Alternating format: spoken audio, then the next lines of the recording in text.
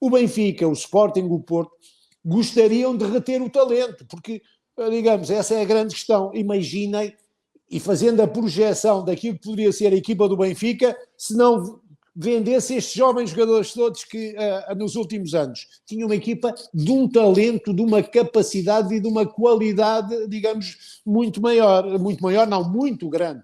Só que isso é impossível, porque esse retorno financeiro é que vai dar, digamos, as condições para poder desenvolver um projeto esportivo, senão é impossível. É importante, mais do que tudo, é importante que até uma determinada a idade, estas crianças tenham o gosto, a paixão pelo jogo.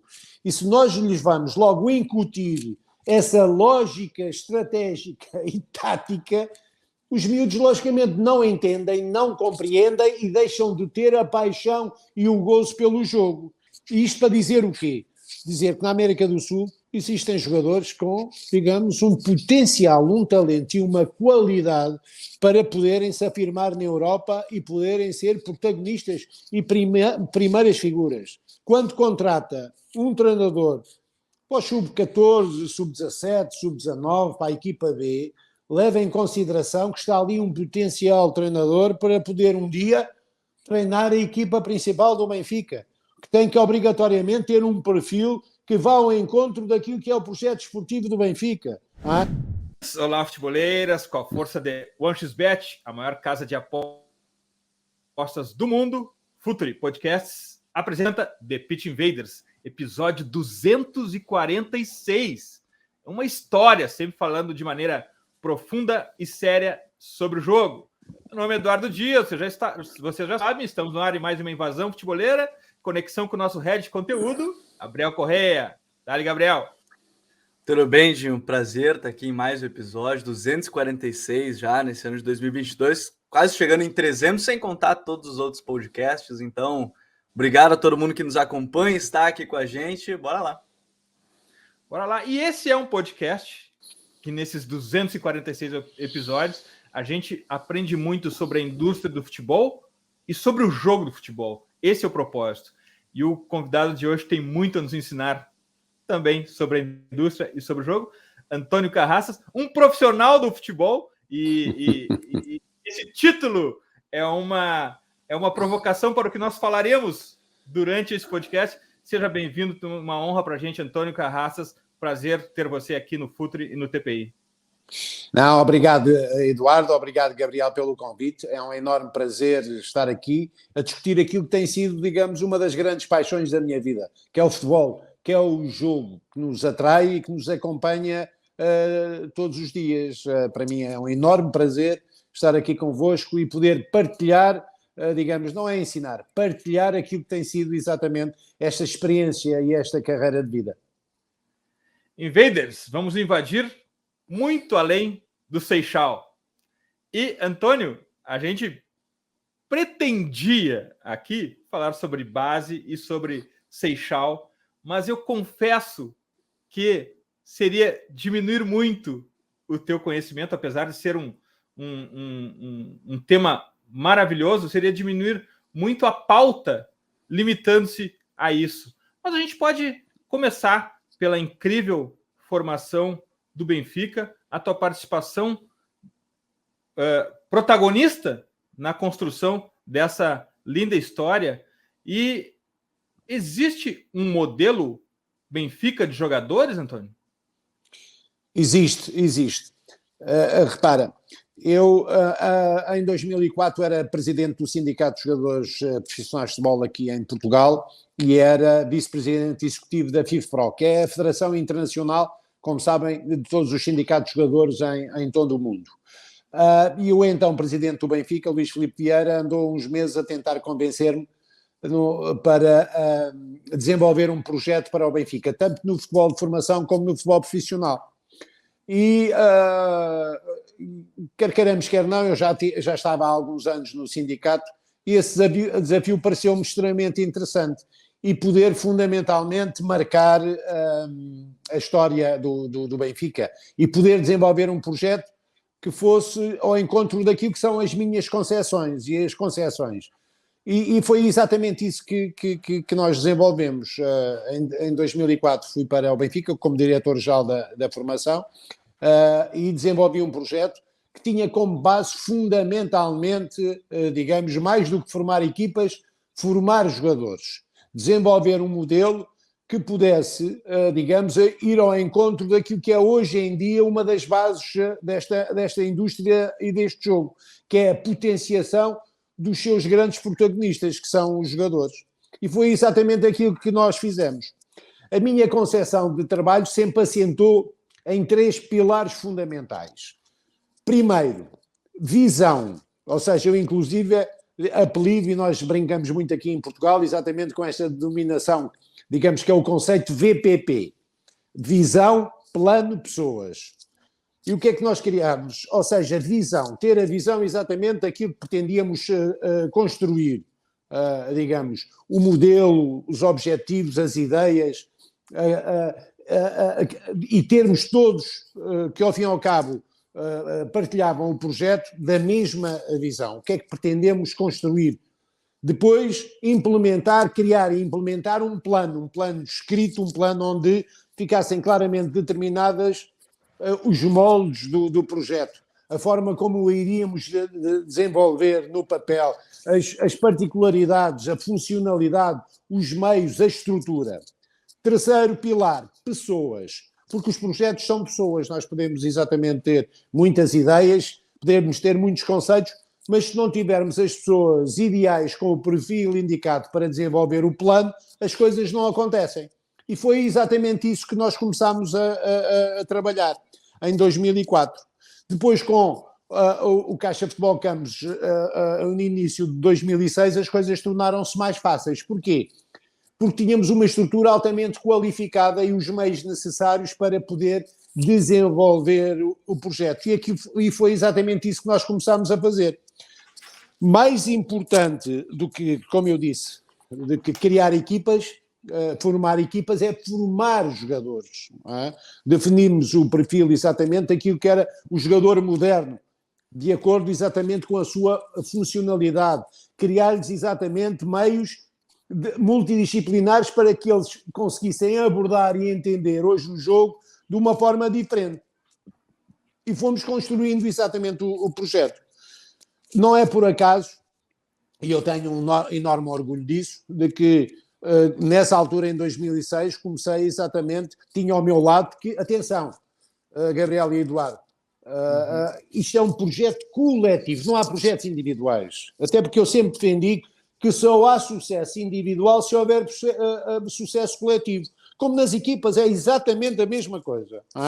E foi exatamente isso que eu fiz. Rodeei-me de uma série de pessoas em várias áreas da fisiologia, da fisioterapia, digamos, das questões técnicas, táticas, digamos, da concepção exatamente do modelo, pessoas que conjuntamente comigo desenvolvêssemos exatamente todas as áreas importantes para os jogadores crescerem. E depois eu sempre defendi, se formarmos melhores jogadores, temos melhores equipas. Se tivermos melhores equipas, ganhamos mais vezes. Se ganharmos mais vezes, temos sucesso esportivo. Ou seja, isto é tudo é um círculo que se vai interligando. E foi exatamente isso que eu fiz. E tal como eu ia dizer, tenho um enorme orgulho de ter, digamos, de ter visionado a importância de que, por exemplo, os técnicos têm na formação dos jogadores, na definição do seu perfil. Reparem, eu em 2004 contratei o Rui Vitória, que depois, mais tarde, foi treinador do Benfica, campeão do Benfica. Contratei o Bruno Lage, que mais tarde foi treinador do Benfica, campeão do Benfica, que agora está no Wolverhampton. Contratei o Renato Paiva, que está no Independente Del Valle. Contratei o João Tralhão, ou seja, uma série de jovens jogadores que tinham exatamente o perfil de implementar, do ponto de vista técnico, tático, das ideias, aquilo que nós pretendíamos exatamente fazer. E depois chegamos, e depois, logicamente, o trabalho foi se desenvolvendo, e é importante a pouco e pouco ir regenerando a estrutura, criando exatamente mais desafios e definindo exatamente os objetivos concretos. E quando chegamos hoje em dia e analisamos exatamente aquilo que foi feito comigo e depois com as pessoas que me substituíram, logicamente, verificamos que o Benfica, ao longo destes anos todos na formação, estamos a falar de uma mais-valia num retorno financeiro à volta dos 500 milhões de euros, o que é uma coisa fantástica. Digamos, o Benfica é, desde os últimos anos, talvez da última década, digamos, o clube, o departamento de formação, a área de formação, que mais tem potenciado jovens jogadores em todo o mundo. Agora, Antônio, você falou dessa questão da base e saiu um levantamento recente da CS Football que mostra exatamente isso tudo que você comentava sobre o projeto de formação. O Benfica, desde 2015, 2016, é o clube que mais vendeu jogadores na sua base, são mais de 370 milhões de euros só na venda de jogadores formados no clube. E uma coisa me chamou a atenção das principais vendas: 90% de jogadores portugueses. Tem um ou outro de fora, a gente pode citar aí um brasileiro, mas que joga pela Espanha, inclusive, que é o Rodrigo, o Ederson, o Lindelof, mas o resto, exato, a maioria são todos portugueses, Antônio. Vocês passaram a focar em Portugal, e aí a gente brinca que Portugal, em relação, por exemplo, ao tamanho do Brasil, não é grande, mas forma jogadores. A gente vê a geração portuguesa hoje, é muito forte. Vocês decidiram por focar mais nos jogadores do próprio país naquele momento?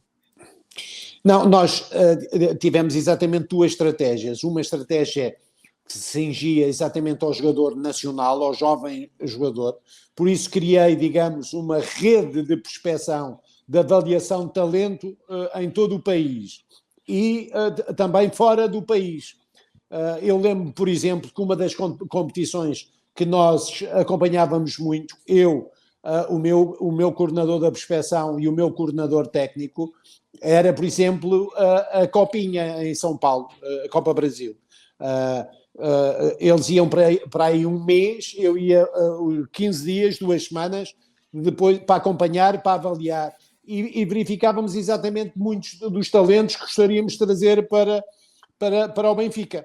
Só que nessa altura, digamos, a condição financeira do Benfica não era que fosse má, mas, digamos, era necessário geri-la com muita atenção e muito cuidado. O meu orçamento também era um orçamento muito pequenino e que, por vezes, não me dava a possibilidade de contratar jogadores que eu gostaria de contratar no mercado externo.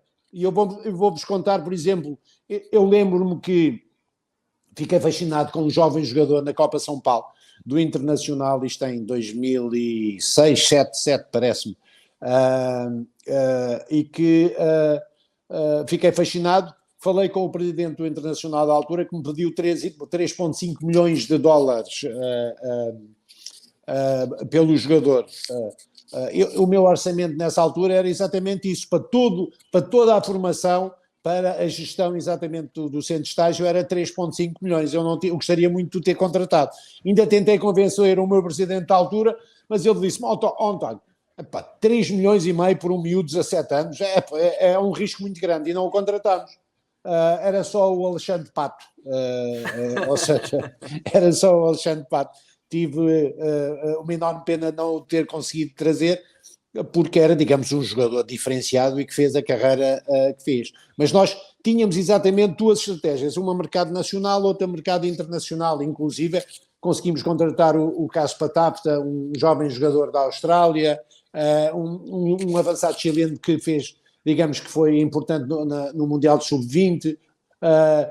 Agora, as condições para poder, mesmo já nessa altura, trazer jovens jogadores de talento exatamente para Portugal, era mais complicado e era mais difícil. E depois tornou-se mais difícil a partir do momento em que a FIFA definiu de uma forma muito clara o regulamento de que só era possível trazer jogadores a partir dos 18 anos. Agora, hoje em dia, quer queiramos, quer não, o mercado é um mercado global, não há jogadores portugueses, brasileiros, italianos, franceses, ganeses, é um mercado global e é preciso entender exatamente esta nova lógica.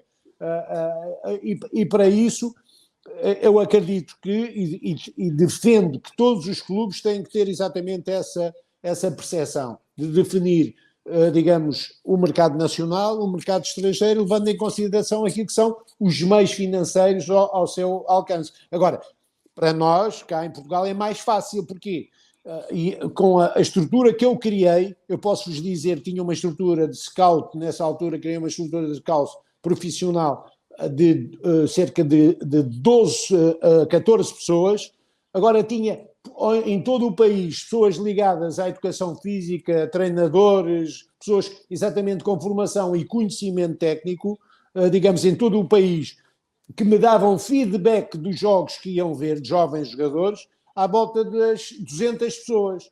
Eu passei a ter, quando entrei em 2004, em 2005, digamos, tinha cerca por ano de 6.000 relatórios de jogos e de jogadores vistos em Portugal, o que me dava a informação para poder depois, com mais dados, tomar as decisões que são necessárias, porque quer queremos, quer não, há todo um trabalho que é importante desenvolver para que os jovens jogadores possam desenvolver não só a sua formação desportiva, mas também a sua formação académica. Eu sempre defendi, continuo a defender, de que o jogador inteligente é melhor jogador, por isso a importância que os jovens jogadores também têm que dar a essa sua formação. Antônio, mercado de transferências é algo que sempre houve no futebol, acho que desde uma transferência do Sheffield Wednesday em 1880, alguma coisa assim. Mas, na verdade, o mercado de transferências como ferramenta de crescimento esportivo e financeiro de um clube não é tão antigo assim, inclusive até relativamente atual. Com essas vendas todas do Benfica, a ideia, além de qualificar a equipe para uma performance esportiva, também é de vender mais jogadores. O foco em venda também está presente na formação, e a gente até pode fazer uma comparação com La Masia, que é uma escola super midiática, todo mundo fala em La Masia, mas que vende muito pouco jogador, porque concentra a formação para o time, que joga num modelo muito específico. Isso diminui a venda. O Benfica, ele pensa nisso? Eduardo, o Benfica, e penso que todos os clubes do mundo, e centralizando exatamente aquilo que é a realidade do futebol em Portugal, a realidade do futebol no Brasil, que eu conheço bem. Antes da pandemia, eu viajava para o Brasil 3, 4 vezes por ano e passava aí muito tempo a analisar, porque eu fazia uma assessoria e via muitos jogos, via muitos jogadores e fazia relatórios em relação exatamente a essa prestação. E é exatamente igual, eu penso que é igual em todo o lado. Digamos, naquilo que são os campeonatos com maior capacidade, onde os clubes têm maior capacidade financeira, as questões, digamos, podem ser colocadas de outra forma, porque essa capacidade financeira dá a possibilidade de contratar jogadores em todo o mundo e jogadores que possam, naquele momento indicado, já dar rendimento. Porque há aqui aspectos que são determinantes quando nós tomamos decisões na contratação dos jogadores. Em relação aos jovens jogadores, a questão que se coloca é que, em Portugal, todos os clubes, pela sua, digamos, gestão financeira, como sabem, e vocês disseram muito bem, estamos a falar de um país com 10 milhões de habitantes, onde o mercado é um mercado reduzido, o mercado do merchandising, da publicidade, digamos, da bilhética, da sponsorização, é um mercado muito pequeno, muito limitado.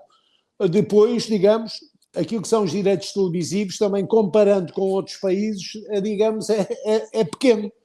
Não é que eu não estou a dizer que não seja suficiente se houver uma gestão qualificada, competente, digamos, daquilo que deve ser a gestão hoje em dia de um clube, de uma sociedade anónima desportiva. Mas estamos a falar de valores reduzidos. Por isso, todos os clubes, neste momento em Portugal, já há alguns anos a esta parte, são obrigados, têm a obrigação exatamente de potenciar os seus melhores jogadores. Para quê? Para retirarem de mais-valias, para poderem, digamos, viabilizar o seu projeto esportivo. Senão é muito complicado, é muito difícil. O Benfica, o Sporting, o Porto, gostariam de reter o talento, porque, digamos, essa é a grande questão. Imaginem, e fazendo a projeção daquilo que poderia ser a equipa do Benfica, se não vendesse estes jovens jogadores todos que nos últimos anos tinham uma equipa de um talento, de uma capacidade e de uma qualidade, digamos, muito grande. Só que isso é impossível, porque esse retorno financeiro é que vai dar, digamos, as condições para poder desenvolver um projeto esportivo. Senão é impossível poder qualquer clube em Portugal desenvolver o seu projeto esportivo e ter viabilidade se não tiver esta lógica de desenvolvimento, potenciação dos seus melhores jogadores e depois vendê-los. O segredo qual é? É exatamente produzir mais talento, produzir mais jogadores com condições para ter em número suficiente qualificação nas suas equipas e, por outro lado, poder também transferir e vender para fora, digamos, vários anos. O Antônio falando isso, eu me pego lendo, eu estava relendo antes da entrevista um dos capítulos do livro do Escolas Europeias, que fala muito sobre Seixal, e quando ele falou sobre formação e jogador inteligente, eu acho que essa é uma preocupação de alguns clubes, nem todos tanto se preocupam assim, mas eu acho que alguns se preocupam, e ele falando sobre isso, Antônio, eu te pergunto justamente sobre essa formação do jogador inteligente, porque quando eu li o livro falava-se da questão de psicologia, de todas essas outras áreas que não são exatamente do campo em si, mas que fazem parte depois do campo. Como é que era esse trabalho com os garotos, questão psicológica, fisiológica, outras questões assim, sem ser a parte técnica exatamente?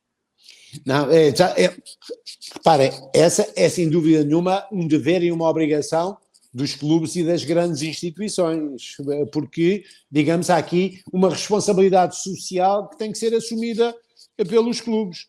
E a nossa preocupação sempre foi exatamente, e eu criei exatamente uma estrutura paralelamente àquilo que era o desenvolvimento das suas capacidades esportivas, técnicas, táticas, físicas, desenvolvimento fisiológico. Tínhamos, digamos, uma estrutura paralela que acompanhava todos os nossos jogadores, com um departamento de psicologia, com um departamento pedagógico, ou seja, onde os nossos profissionais acompanhavam os jovens jogadores no seu percurso escolar. Eu posso dizer que a nossa taxa nessa altura, e acredito que continua a ser assim, a nossa taxa, digamos, de rentabilização escolar ultrapassava os 90%, porque os jogadores tinham essa consciência, essa obrigatoriedade, sabiam que tinham, digamos, um outro tipo de responsabilidades para além da parte desportiva, era enriquecerem-se como seres humanos, como pessoas, como cidadãos. Até porque é preciso, Eduardo e Gabriel, é preciso entender de que essa responsabilidade social que os clubes têm, tem muito a ver com a consciência plena de que muito poucos destas centenas por ano nos clubes, muito poucos vão chegar ao topo da pirâmide.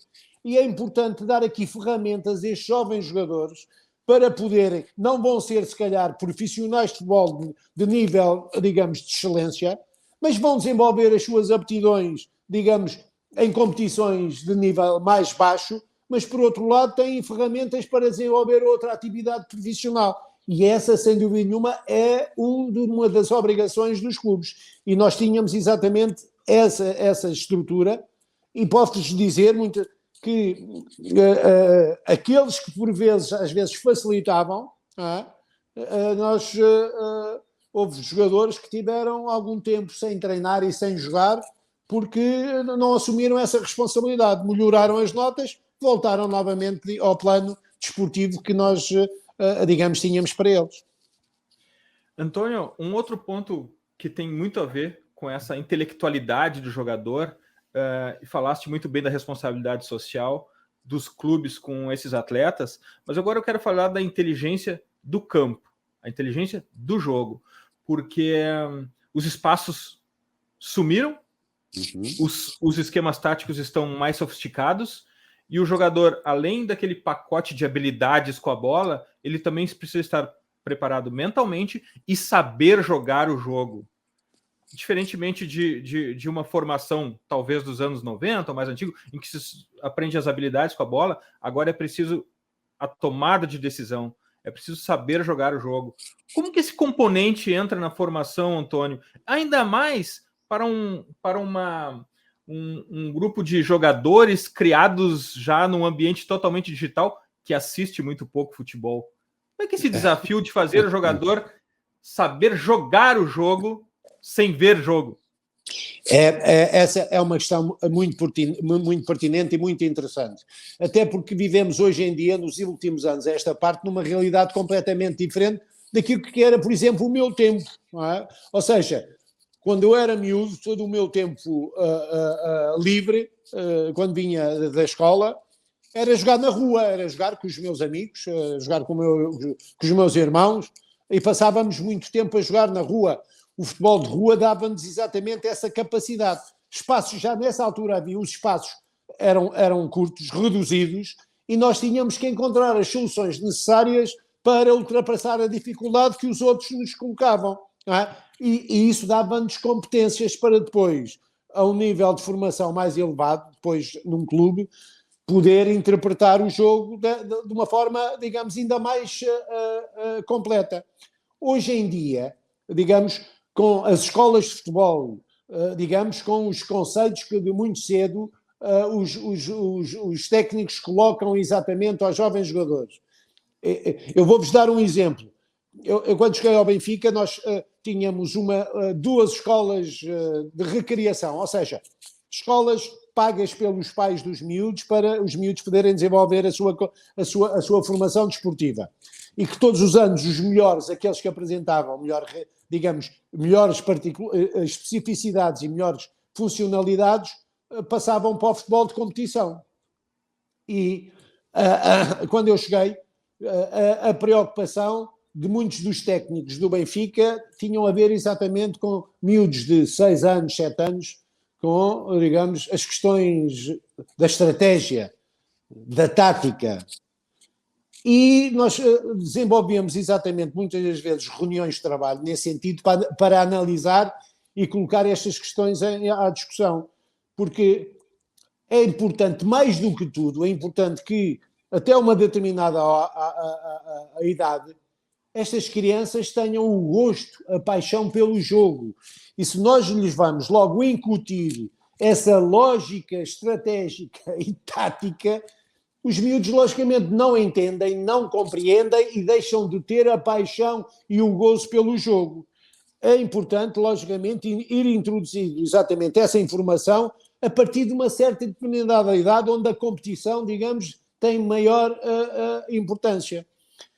Introduzimos para exatamente consolidar e fazer com que as crianças, o mais cedo possível, tivessem essa paixão pelo jogo. Eu criei um projeto que se chamou O Primeiro Passo. O que era o primeiro passo? Estamos a falar em crianças dos 3 aos 6 anos, não é? Em que fundamentalmente aquilo que eles faziam era ter uma relação com a bola, era o movimento e a bola. E era delicioso ver crianças de 3 e 4 anos com as camisolas quase até aos pés, a conduzirem a bola, a brincar.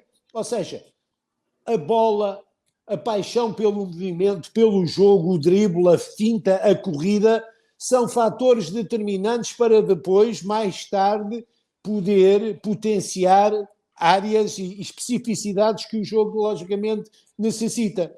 E essa questão que colocaste é, sem dúvida, muito, muito importante. Hoje em dia, é importante que os jovens jogadores, que têm uma realidade diferente, uma realidade muito cibernética, digamos, uma realidade muito telemóvel, de iPads, de computadores, é? E eu vejo pelo meu filho que vai fazer 16 anos, gosta muito de futebol, mas é uma paixão diferente, é uma paixão diferente, não é? Porque a forma como eles se relacionam com o jogo é uma forma diferente, digamos, é uma forma que muitas das vezes tem a ver com aquilo que passa nas televisões. Mas as televisões, digamos, estamos a falar de uma realidade completamente diferente. Para chegar lá, ainda há todo um processo, há todo um caminho que é necessário ser realizado e ser feito. E a forma de interpretar o jogo, digamos, tem muito a ver, por vezes, com aquilo que nós vemos, com aquilo que nós sentimos. E os jogadores, hoje em dia, quer queiramos, quer não, digamos, começam a ser formatados muito cedo em função daquilo que são as expectativas e daquilo dos objetivos a atingir.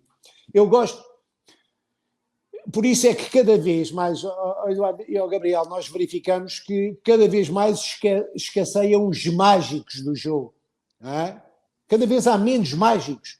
Há menos jogadores com aquela capacidade de driblar, de fintar, digamos, aquela selvageria de entender o jogo e ter a relação com a bola, digamos, que nós cá por fora nos apaixonamos e ficamos extasiados a ver aquilo. Cada vez há menos jogadores desses, cada vez há menos Luís Dias, não é? Que eu quis contratar para o Milionários, mas lá está, não tinha dinheiro, não consegui contratar. Ou seja, esses jogadores cada vez mais escasseiam do futebol, porque cada vez mais o futebol, muitas vezes, digamos, é interpretado numa lógica de xadrez, em que cada jogador tem uma determinada função e depois há aqueles que têm mais talento e que são a rainha, e a rainha consegue exatamente se movimentar para vários lados e fazer exatamente muitas coisas. Por isso, é importante digamos, dar espaço de intervenção e poder potenciar jogadores desses, garrinchas, ou seja, jogadores que nos apaixonem ao ver só a relação que eles têm com a bola. Eu acho que essa história é muito boa se a gente colocar mais um jogador aí que é formado e passou por esse projeto, que para mim também talvez não seja o mais mágico quando todo mundo olha, mas para mim é um jogador que me anima a ver e me animava a ver muito no Benfica, que é o João Félix, por exemplo, Antônio. Você tem ali um talento puríssimo de refino técnico, mas também em plena evolução ainda. E de entendimento do jogo. Muito grande, muito grande. Tanto é que se adaptou também com o Simeone, jogava em outros modelos. Como é quando você vê nesse projeto um garoto tão talentoso como o João Félix, ou até um defensor talentoso como o Rubem Dias, outros tantos que passaram por esse projeto, mas como é que é esse trabalho quando vocês identificam um jogador tão talentoso para potenciá-lo? A partir daí, dar essa liberdade criativa, potencializar ele. E aí eu vou usar o exemplo do João Félix, que é a maior venda recente do Benfica, mas como é que vocês fazem a partir do momento que vocês identificaram um talento, que talvez seja um talento de fato geracional, que é o caso do João? Não, fundamentalmente, atenção, é importante fazer um trabalho de acompanhamento, de análise daquilo que é o percurso do ponto de vista desportivo dos nossos jogadores. Ou seja, acompanhá-lo dia a dia, semana a semana, depois definir exatamente em função do perfil do jogador, digamos, projetá-lo daquilo que são as exigências do futebol profissional e as exigências dos clubes a um nível, digamos, de competição muito rigorosa e de excelência. E há jogadores que é preciso não esquecer que tudo isto é um processo, as coisas não acontecem por geração espontânea, digamos, é necessário exatamente criar as condições para que esses jovens de talento que apresentam talento, possam, digamos, ter os seus timings determinados. Nós não podemos nem acelerar, nem retroceder exatamente este processo de evolução. Há timings determinados e definidos.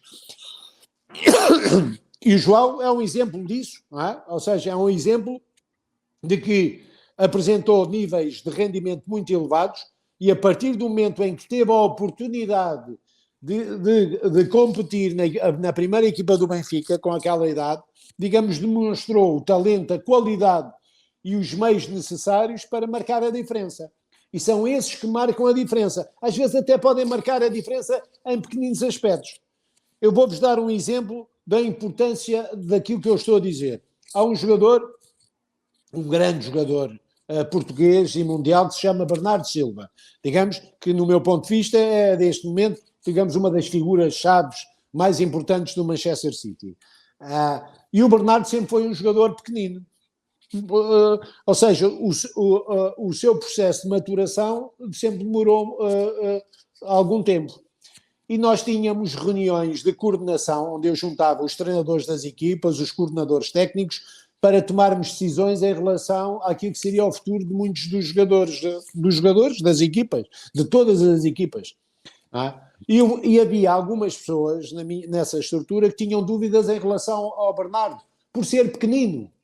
E eu questionei exatamente uma das vezes um dos seus treinadores e perguntei-lhe, mas o Bernardo não tem uma enorme qualidade técnica?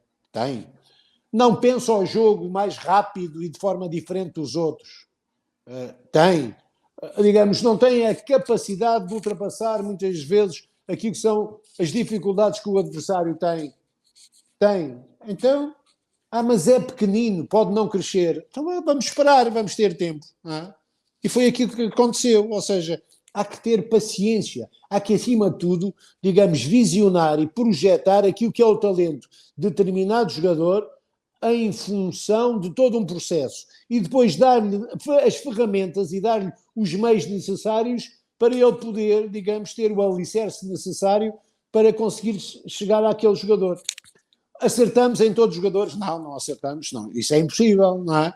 Mas o importante é termos o maior número de dados, o maior número de informação, acompanhar e saber exatamente aquilo que estamos a fazer e termos as pessoas certas para ajudarem os jogadores a crescer. Se isso acontecer, logicamente vamos minimizar o erro e vamos ter a capacidade de potenciar mais e melhores jogadores. Que tema instigante esse, Antônio. Aqui no Futuro a gente presta consultoria para clubes de futebol e os nossos cientistas de dados aqui desenvolveram uma ferramenta para identificar o valor do jogador no mercado. E o que compõe, não preço é oferta-demanda, é valor mesmo. Exato. São coisas diferentes. E claro que desconstruímos os valores para ver o que influenciava, e um ponto que influencia bastante é minutos jogados no profissional. Porém, os treinadores sempre preferem os jogadores em pico de performance, 25, 27, 30 anos, em detrimento do desenvolvimento e dar minutos para esses jogadores que vêm da base. Como isso é um ponto fundamental no valor do jogador, esse projeto precisa ser um projeto de clube, né, Antônio? Não pode ficar à mercê do treinador querer ou não colocar esse jogador. Tem que ser um projeto de clube, a garantia de minutos para jogadores que eles entendem façam parte desse projeto de desenvolvimento, né, Antônio? Exatamente, Eduardo. Aliás, quando eu falei inicialmente no desenvolvimento do meu conceito de trabalho, VPP, tem muito a ver exatamente com isso. Ou seja, visão, plano, pessoas. O projeto, digamos, a concepção do plano que nós temos exatamente para o nosso projeto esportivo tem que assentar em pessoas, como eu referi. E as pessoas, e essa é, sem dúvida nenhuma, uma decisão determinante e fundamental. Ou seja, quem vai liderar a área técnica, que tem, digamos aqui, uma série de responsabilidades do ponto de vista da decisão, tem que ter o perfil indicado e tem que também, lá está, tem que ter a nossa visão e tem que se enquadrar no plano que nós temos exatamente para esse projeto esportivo.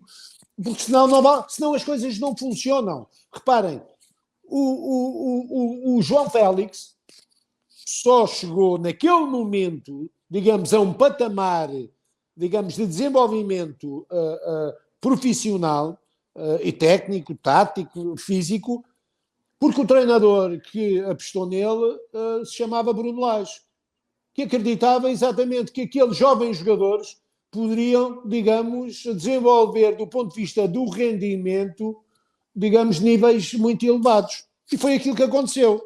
Ou seja, a aposta é, digamos, e quem aposta, do ponto de vista da qualidade da decisão, é determinante.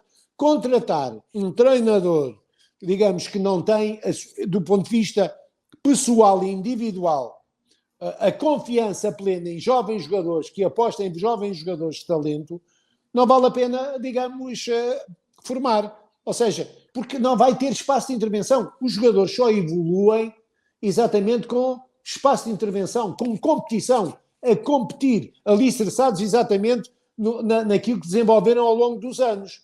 Agora, atenção, eu não quero dizer com isto que as equipas têm que colocar 11 jogadores, 11 jovens jogadores. Não é isso que eu estou a dizer. Pelo contrário, até porque não funciona. Não há nenhum projeto esportivo que possa exatamente ter resultados do ponto de vista desportivos e da rentabilidade financeira, digamos, só com jovens jogadores. É que o ideal será ter, digamos, jovens jogadores de talento, com qualidade, alicerçado exatamente com jogadores com rendimento, com experiência e com conhecimento, que vão ajudar estes miúdos a crescer. É importante ter exatamente essa solidez nesses jogadores. Não é? Por isso, quando definimos exatamente um projeto esportivo, é importante que, digamos, a decisão na área técnica vá ao encontro daquilo que é a nossa visão e o nosso plano, porque senão as coisas não vão funcionar. É porque isto não há milagres. O futebol não é uma ciência exata. Não é? E ainda bem que não é, porque senão não tinha graça nenhuma. Não é?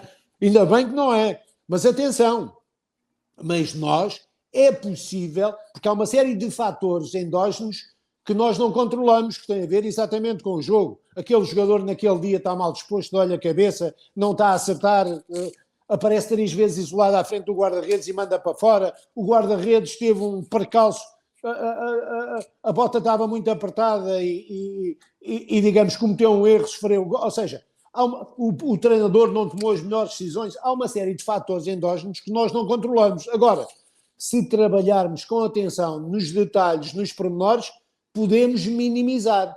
E estas são decisões fundamentais e determinantes para o sucesso de qualquer projeto. Ou seja, ter na área técnica alguém que também tenha a mesma visão e que esteja inserido no plano que nós pretendemos ter para o clube. Antônio, pode ser um caminho, e você falou no início também sobre os treinadores que você buscou à época, inclusive tem um episódio que a gente gravou com o professor Renato Paiva, fantástico, né, quando ele já estava no Independente Del Valle, uma grande pessoa e um grande treinador também. Pode ser um caminho para os clubes também a busca pela formação dos seus treinadores visando o principal? A gente está falando de formação de jogadores, mas pode ser que em algum momento o clube decida que vai querer formar seus treinadores. Estava lendo uma entrevista recente, acho que foi do Juan Laporta, falando que o projeto do Barcelona agora também será formar treinadores, né? Pensando nessa ideia. Pode ser um caminho para os clubes, pensando na estrutura total que a gente está falando aqui, do treinador, ter o conhecimento do clube, chegar até o profissional, pode ser um caminho também? Gabriel, não é, pode ser um caminho, é um caminho. Aliás, no projeto que eu apresentei em 2004, no meu projeto escrito, tudo aquilo que eu falo, eu escrevo e apresento exatamente ao meu presidente. Não é? Eu reporto sempre diretamente só a uma pessoa, porque muita gente a tomar decisões dá confusão. Uma pessoa. E desculpem o meu atrevimento, esse é um dos grandes problemas do futebol brasileiro. Muita gente a tomar decisões, muita gente a dar bitates, porque o futebol brasileiro tem condições, jogadores têm condições para, digamos, ser uma coisa impressionante e ter, digamos, uma importância no desenvolvimento daquilo que é o futebol no mundo determinante.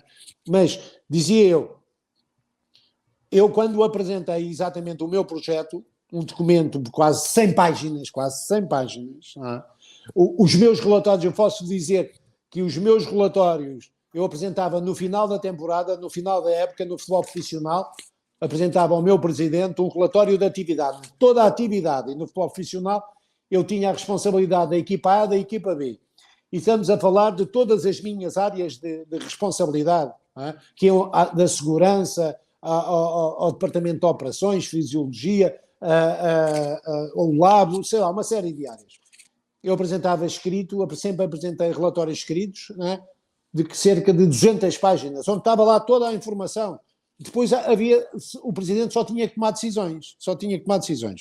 Mas, dizia eu, nesse meu projeto estava lá também a formação de treinadores, ou seja, era importante que o Benfica, e é importante que o Benfica, digamos, tenha essa percepção. Quando contrata um treinador para o sub-14, sub-17, sub-19, para a equipa B, leva em consideração que está ali um potencial treinador para poder um dia treinar a equipa principal do Benfica, que tem que obrigatoriamente ter um perfil que vá ao encontro daquilo que é o projeto esportivo do Benfica. O Nelson de Veríssimo, que neste momento é treinador do Benfica, com a saída do Jorge Jesus, estava na equipa B, eu contratei-o exatamente para adjunto da equipa B em 2012, se não estou em erro, para adjunto da equipa B do Benfica. Ele tinha acabado de ser profissional de futebol há muitos anos, mas eu conhecia-o, falei com ele mais uma vez e verifiquei que, primeiro, porque ele tinha, digamos, o conhecimento prático, tinha sido jogador durante muitos anos, internacional até pelas camadas jovens, tinha formação científica, porque era, digamos, licenciado em Educação Física, e, digamos, e depois tinha valores e tinha exatamente a mesma visão que nós tínhamos. E por isso eu contratei-o para, digamos, adjunto da equipa B, e hoje em dia é o treinador principal do Benfica. Ou seja, os clubes têm que também começar a ter esta visão estruturada, organizada, de dar, digamos, os meios necessários àqueles jovens treinadores que têm perfil e que um dia podem, digamos, ser projetados para um nível de competição mais elevada nas suas equipas profissionais. É um processo, atenção, é um processo normal como os dos jovens jogadores, é exatamente a mesma coisa. Antônio, a gente tem conversado com alguns jogadores aqui no TPI e a gente tem ficado surpreso por algumas batalhas internas que eles lutam contra eles mesmos mentalmente. Manter o foco no jogo 90 minutos, manter-se concentrado na função que ele precisa desempenhar em campo. O abatimento e o nervosismo quando se leva um gol, a capacidade de se sentir consciente e focado no jogo mesmo em ambientes adversos. A mentalidade é um ponto muito importante. É possível ver jogadores com muita habilidade, mas que não prosperam, não vão adiante porque não têm a mentalidade competitiva adequada. Mentalidade competitiva é algo também que é um foco na busca dos talentos e é desenvolvido também, Antônio, no Benfica? É, sem dúvida nenhuma. É, digamos, outra área, digamos, na área da psicologia e na área das humanidades que têm que ser trabalhadas e desenvolvidas.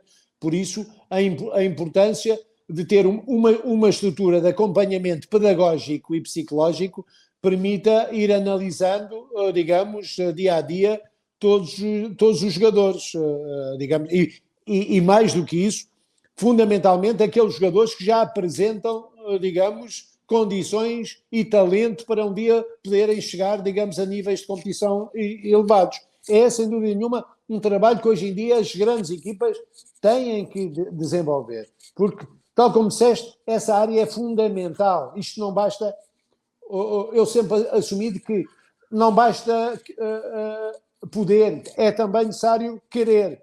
Só que, às vezes, digamos, as ferramentas que estes jogadores têm, digamos, não são as indicadas e as ideais e não têm em seu redor, digamos, as pessoas indicadas para os ajudarem. Porque esse é outro dos grandes problemas que tem a ver com a influência das pessoas que rodeiam estes, não só os jovens jogadores, atenção, mas também aqueles jogadores que já jogam a nível profissional, que são muito influenciados exatamente por aquilo que é uma carreira e uma profissão que é muito individual, cada vez mais individual, não é? Cada vez mais individual, e que, por vezes, faz com que eles próprios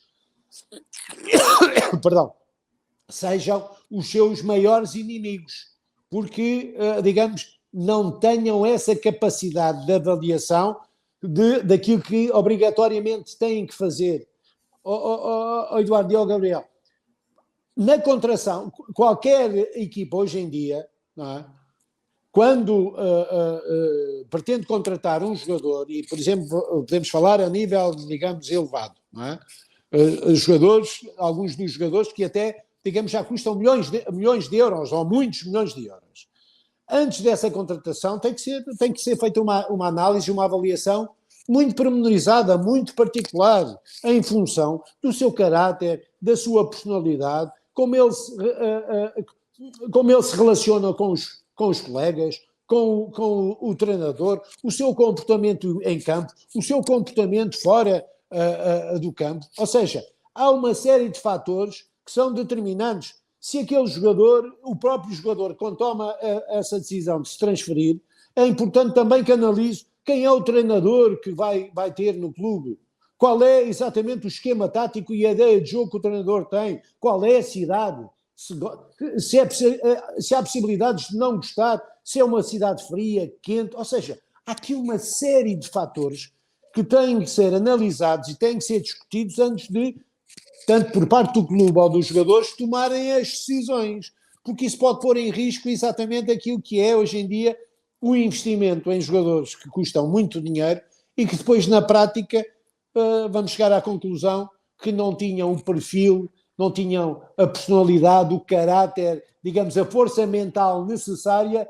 para, digamos, serem protagonistas naquele projeto desportivo. E depois, lá está, cada vez mais, meus amigos, cada vez mais, as decisões qualificadas são determinantes para ter o sucesso e o insucesso, digamos, é um fio muito fininho e que se pode partir muito facilmente. Antônio, só uma última dúvida, acho interessante também, você falou da questão do futebol brasileiro, mas eu vou ampliar um pouquinho a questão do futebol sul-americano, porque o Benfica tem também algumas contratações de futebol sul-americano, mais ou menos no seu período ali, que foram vendas depois grandes, né? De Maria, Davi Luiz, Ramires, Gaetan, vários jogadores que acabaram sendo vendidos depois. O mercado sul-americano hoje, mas a gente olha os clubes contratam cada vez mais jovens ainda, né? Os clubes, eles querem formar tudo na sua base, não querem dar esse tempo de formação na América do Sul em si? Você vê isso? Ou você vê que os clubes querem, no fim, querem se antecipar a possíveis rivais de compra?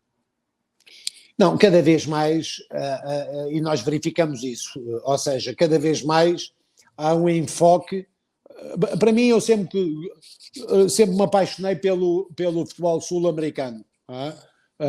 Por isso é que também fui trabalhar para o Milionários, que foi uma experiência fantástica. Trabalhar na América do Sul foi uma experiência profissional fantástica, humana, de sociabilização, digamos, que me vai marcar. E gostava de voltar, obviamente, à América do Sul. Já tive mais uma ou duas possibilidades de voltar, mas não se conseguiu reunir as condições ideais para que tal aconteça. O jogador sul-americano tem, digamos, um perfil muito específico, muito determinado. Ou seja, eu, tal como posso-vos dizer, que eu estava no Milionários, eu tentei contratar o Luís Dias ao Júnior Barranquilha e o meu amigo António Char, naquela altura, pediu-me 5 milhões e meio de dólares. Eu tinha um orçamento do Milionários à volta de 10 milhões de dólares. Se eu fosse pagar os 5 milhões pelo Luís Dias, ficava com 5 milhões. Não tinha capacidade financeira. E então tentei sensibilizar Joseph, que é o dono do Milionários, mas ele não conseguiu, e não consegui baixar o preço. E isto para dizer o quê? Dizer que na América do Sul existem jogadores com, digamos, um potencial, um talento e uma qualidade para poderem se afirmar na Europa e poderem ser protagonistas e primeiras figuras. Agora, se os conseguirmos trazer para a Europa o mais cedo possível, vai possibilitar exatamente dar-lhes a formação, o conhecimento, digamos, e trabalhar de uma forma completamente diferente do que aquilo que hoje em dia se trabalha na América do Sul. Atenção, não estou a dizer que se trabalha pior ou melhor do que na Europa. Trabalha-se diferente. Aqui na Europa trabalha-se diferente. Existe digamos, a preocupação de olhar, digamos, a muitas outras áreas que muitas vezes vão ajudar sempre o jogador a crescer e a maturar e a ter, digamos, e a desenvolver o seu potencial, digamos, noutras áreas de trabalho. E por isso é importante trazê-los o mais cedo possível para a Europa. Como todos nós sabemos, só podem vir a partir dos 18 anos. Mas é importante que venham o mais... Para quê? Para se adaptarem exatamente a outro nível, até a outro nível, a outra forma de socializar, de estar na vida, de trabalhar do ponto de vista técnico, tático, físico, da organização, do planeamento, da responsabilização, ou seja, há uma série de fatores que são determinantes. E depois, com o talento nato que eles têm, com aquelas capacidades fantásticas que eles têm, a trabalhar exatamente com esses meios, com essas estruturas, conseguem atingir níveis de rendimento muito elevados, muito elevados. O Antônio falou uma palavra que por si só já daria um episódio inteiro: responsabilização. Quem sabe a gente traz o Antônio de volta aqui para falar sobre isso e sobre outros temas incríveis nessa conversa que me enriqueceu muito. Com prazer. E agora a gente entra no clássico aqui do TPI, que são as dicas futeboleiras. E a minha dica futeboleira dessa semana, eu confesso que ela está um pouco atrasada, até por um pouco de preconceito da minha parte. Eu ainda não tinha visto a série Por Trás da Lenda sobre o Bayern na Amazon Prime, apesar de ser agradecido pela quantidade incrível de conteúdo em vídeo de bastidores sobre futebol que tem hoje. Eu confesso que essa abordagem chapa branca, oficialesca, me tira um pouco o interesse. Mas, na verdade, apesar disso, a gente sempre acaba aprendendo algo, ainda mais com gigantes da indústria. FC Bayer, por trás da lenda no Amazon Prime, é a minha dica futeboleira da semana. Gabriel, tua dica futeboleira? A minha, eu falei durante o episódio, mas eu voltei a ler o Escola Europeia também para a gente poder falar um pouco mais nesse episódio. Fica a sugestão aí, o livro da Grande Área, traduzido, né, pela Grande Área aqui no Brasil. Fantástico. Fala sobre os 3 clubes de Portugal, né, mas também fala bastante sobre Seixal, sobre o Benfica. E a minha outra dica, já que ele foi citado aqui, são mais duas, na verdade, que são da casa. Renato Paiva, que a gente já entrevistou, muito legal, cara fantástico. E agora está no Benfica B também, vale uma revisitada. O professor Antônio Oliveira também, né, que está treinando o Benfica B agora, vale muito a revisitada, um grande cara também, já participou Gabriel, aqui do Pitch Invaders. O Renato Paiva tem o TPI com ele, que foi fantástico, incrível, e tem também uma análise tática do Independiente Del Valle. Sobre o Vale, exatamente, campeão nacional. Então tem as duas coisas para quem quiser, quem quer ver só a análise do time, quem quiser ouvir mais da pessoa, vou deixar tudo na descrição aqui, que eu acho que são episódios fantásticos. Graças, Gabriel. Até a próxima. Obrigado, Dinho. Obrigado, Antônio. Prazerzaço, um grande prazer te ouvir. O prazer foi meu e inteiramente sempre à vossa disposição. E que continuem com o sucesso que têm tido, que eu sei que têm tido um fantástico sucesso. Antônio, obrigado, mas não vais nos deixar. A todos. Não vais nos deixar sem uma dica futeboleira aqui também, né? Tens alguma dica para nos deixar? Olha, tenho uma dica digamos, de uma série que eu acredito que já muita gente já tenha visto, digamos, mas que, no meu ponto de vista, é um exemplo daquilo que encerra a profissão de jogador profissional de futebol. Ou seja, a série da vida do Maradona. Isto para dizer o quê? Dizer que esta profissão é uma profissão que tem uma enorme responsabilidade daquilo que é dar a conhecer aquilo que nós devemos fazer. O Maradona foi, sem dúvida nenhuma, um dos enormes e grandes vultos do futebol mundial, que nos, digamos, deu-nos tardes, golos, jogadas inolvidáveis que nós vamos nunca esquecer na nossa vida. Mas, por outro lado, do ponto de vista do ser humano, cometeu uma série de excessos, de exageros e de erros que foram, logicamente, perniciosos.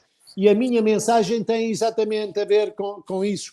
É importante dar a conhecer que esta a profissão é uma profissão, quando se chega lá acima, digamos, tem uma elã, tem, digamos, um sentimento de estrela quase que inalcançável, mas, por outro lado, é importante que os jogadores de futebol tenham a consciência plena também de que são figuras visíveis todos os dias, que têm que ser um exemplo para a sociedade, têm que ser um exemplo para os mais novos, e eles próprios podem ajudar a que esta profissão, digamos, possa ser ainda mais responsável, mais equilibrada e possa ir ao encontro daquilo que todos nós cá fora esperamos que eles sejam.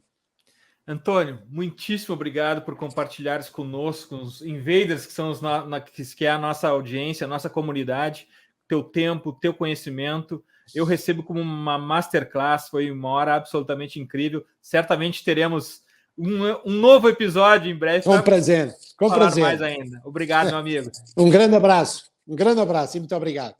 Futeboleiras, futeboleiros, nós somos o Futuri e temos um convite para vocês. Pense o jogo. Abraço e até a próxima invasão The Pitch Invaders. Futuri apresentou The Pitch Invaders.